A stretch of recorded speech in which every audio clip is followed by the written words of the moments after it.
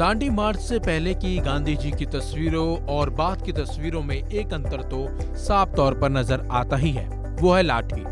पहले वो लाठी के साथ नहीं रहते थे।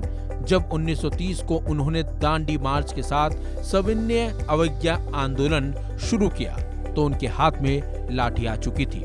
तो उनकी इस प्रसिद्ध लाठी की कहानी क्या है, ये किसने दी, आइए हम आपको अपने इस वीडियो में बताते हैं। 12 मार्च 1930 को जब 60 वर्षीय महात्मा गांधी अहमदाबाद के अपने साबरमती आश्रम से नमक कानून तोड़ने के लिए ऐतिहासिक यात्रा पर निकल रहे थे,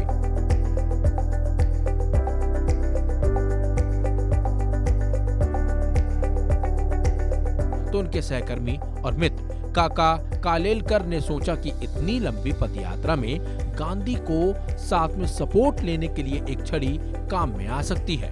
इसलिए उन्होंने महात्मा गांधी को वो लाठी सौंपी, जिसका इस्तेमाल महात्मा गांधी ने दांडी मार्च में 240 मील की लंबी यात्रा में किया।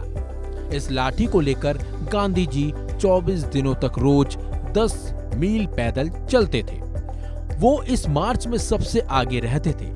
कभी कभी उनकी लाठी का एक सिरा बच्चा पकड़ लेता था और आगे चलने लगता था, लेकिन उसका दूसरा सिरा हमेशा गांधी जी के पास होता था।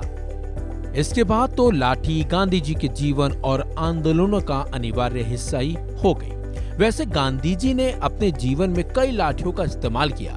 दरअसल दांडी मार्च के दौरान उन्होंने जिस छड़ी का उपयोग किया वो आंदोलन का ही प्रतीक बन गई। ये गांधी जी की लाठी के तौर पर प्रसिद्ध हो गई। ये लाठी हल्की और मजबूत थी, 24 इंच ऊंची। ये साधारण बांस की थी, जिसका कर्नाटक से दिलचस्प संबंध था।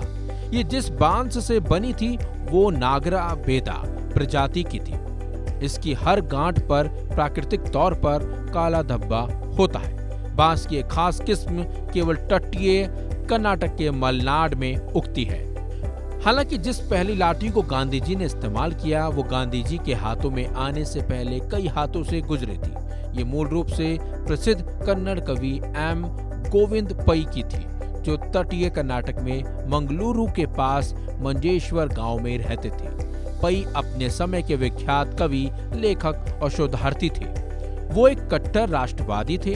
अपने लेखन के जरिए उन्होंने छुआछूत जैसी कुरीतियों का विरोध किया था। लाठी भारतीय युद्ध कला में प्रयुक्त एक छड़ीनुमा वस्तु है। ये 0.6 से 0.8 फुट लंबी होती है। लाठी प्राचीन भारत के युद्ध कला का एक अभिन्न हिस्सा भी रही है। रामायण काल में, महाभारत काल में, पौराणिक काल में डंडा लाठी का उल्लेख मिलता भी है। देश के अलग अलग हिस्सों में अलग अलग शैली की लाठियां प्रचलित हैं। कुछ लोग लाठियों को मजबूत रखने के लिए उसको तेल पिलाते भी हैं। तो आपको आज पता ही चल गया होगा कि गांधी जी की लाठी कहां से आई और उन्हें किसने दी थी। ऐसी ऐतिहासिक और रोमांचक खबरों को देखने के लिए देखते रहिए वन इंडिया।